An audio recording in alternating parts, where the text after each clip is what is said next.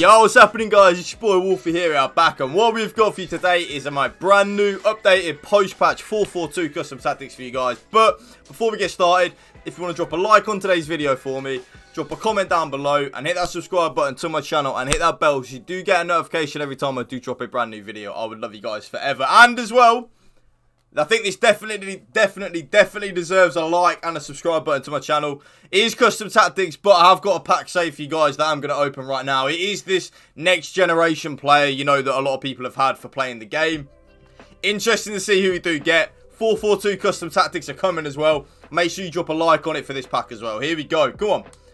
Give me someone good in this next generation. I think there's some Mbappe and stuff like that we can get. I don't really know who else we can get. English. Cam. Phil Foden, okay. Oh, he actually looks decent, to be fair. I'll take that. I might even put him in the team, you know, as a centre midfielder. Interesting that, you know. I might genuinely use this card. 4-star, 3-star, really good agility and balance. I might actually use him, you know. Yeah, you know what? I really might use him. Obviously, Mbappe would have been the dream, but, you know, we ain't getting Mbappe. And we are going to open one of these preview packs quickly for you. But, yeah, with the 442 YouTube, probably my favourite and the best formation on FIFA 22, in my opinion, is the 442. I've used it a lot and used everything about it a lot. And I just think the 442 works the best, really. We are on my Road to Glory account. I like to do the custom tactics on the RTG because I don't see the point of not doing them on the Road to Glory. Do you know what I'm saying? So, where is my man Phil Foden? There you are. Get in that team. I genuinely, you know what, YouTube? I really might use him, you know. Like, no cap, I genuinely might use him in the team. But yeah, you guys aren't here for that. You guys are here for the 442. So let's get straight into it. So how do I set my team up in the 442? Set it up like so. Very attack-minded is my team at the moment. But it's just something that I feel like works better at the moment. So that's why I'm using it. Obviously, I play Pulisic and Robbie Keane up front. Nabil Fekir on the right, along with Vinny Jr. on the left, and then Mostovoy and Benzema as my two centre mids. Yes, I am using that flashback Benzema as a centre mid, and not, you know what? YouTube as well. You know what? He's actually really good. Like, not even capping, he's actually really good in centre mid, and then of course the back four. That would explain, by the way, why I kept thinking Alaba was my right centre back, because he was. As I was playing the weekend league last weekend, I kept wondering why Matt Alaba was my right centre back. And now I know why, because in the 4-4-2, he was actually set up as my right centre-back. Yeah, just little things like that trigger me, but yeah. So yeah, back four, of course, stays the same. And then you got Mendy, Alaba, and PK on Walker. And then, of course, like so. Now, custom tactics that I use with the 4-4-2. You should know by now, YouTube.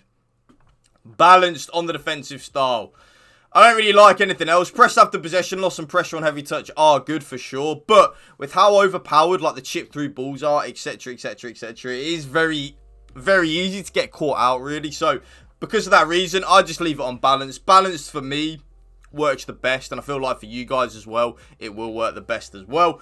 Width and depth. Now this is where it is a little bit up to you. I play on 45 width and 60 depth. 45 width is kind of like what I play on the most. I like my back four and my when I'm defending, I like my team to be quite narrow, because when your opponent is out wide on FIFA, they're not really doing a lot. A lot of the damage that they will do comes through the middle of the pitch. So I lower my depth width to 45. Now the depth, this is where, YouTube, really you do want to use your discretion and use kind of like what you feel is working for you and what not is I can't even speak today, by the way, and what is not working for you. So for me, what's working at the moment is 60 depth. I would recommend anywhere between 45 depth and 65 depth. As long as you're using something within that range of like 45 depth, if you want to lower it a little bit. Say you're getting caught out with like the chip through balls, etc. I would probably lower that depth just a little bit to 45. But if you are someone like me that is very competent in the defensive side of the game, you know, you're happy with how you defend, you're happy with how your team defends and stuff like that. 60 depth for me. By the way, why is there no music playing? Oh, okay, I don't even know what's happening. But yeah, for me, 60 depth is kind of like in that happy medium G spot. You know, when I'm on my custom tactics video, I talk about that happy medium G spot. I'm talking about it again. It helps, trust me. Now, you should know by now, YouTube, balanced and direct passing. That is the way to go this FIFA. Don't get me wrong. Forward runs is very good as well. It is good forward runs. Like, let's not get anything twisted here. Forward runs is very good. But for me and the way I play, direct passing is head and shoulders above everything else. It is so good, really. It is just incredible. So for me, balanced to direct passing is the way to go. Width, I up my width up to 60. Again, kind of like with the depth on the defense, as long as your width is anywhere from like 45 to 65, you're in a good spot. Like, you can remember, just because I use these custom tactics and they work for me, use like the baseline of them, but like tweak a few things here and there. If you think, oh no, I'd probably prefer it on that, then use that. Do you know what I'm saying? So for me, as long as the width is between like 45 and 65, you're onto a good, you're onto a good spot. So for me, 60 width just works wonders. 7 players in the box. Now, the players in the box is an interesting one. I have it on 7, and the reason I have it on 7 is because as long as it's between 5 and 8, I'd say that's your good zone. But for me, 7 seems to work the best. I sometimes play on 6, sometimes play on 7. But the more I use 7, I just feel like I have more success with it. So because of that, 7 players in the box. There you go. Now, corners and free kicks, YouTube. If you're going to take anything, and I mean anything, from this YouTube video, lower your corners and free kicks down from 3 and 3 to 2 and 2. It will stop you getting counter-attacked on so much. Trust me, trust me, trust me. Now, player instructions. Are you ready for this, YouTube? This is a good one. Get in behind and come back on defense on both my strikers. Now, the reason I have both my strikers on come back on defense is because you might think it's more of like a defensive move, but believe you me, YouTube, it's actually more of an attacking move, okay? The reason for that is because you see the gap here between your 2 centre mids and your 2 strikers. In a 4-4-2, sometimes that gap can be huge. So having both your strikers then on come back on defence kind of just works. It shortens that gap between your 2 centre mids and leaves your strikers in a good spot. And of course, having both of them on getting behind really is a wonder as well. That's what I use. Now, my left mid is on come back on defense, getting behind and getting to the box for cross. Very important that you do put your left and right mid on getting to the box for cross. It will help you out in terms of the attacking side of your game. And then my right mid is on exactly the same as my left mid. Come back on defense, getting behind and getting to the box for cross. Now, this is where it is a little bit interesting. Both of my centre mids are on completely default, apart from the defensive position where they're on cover centre.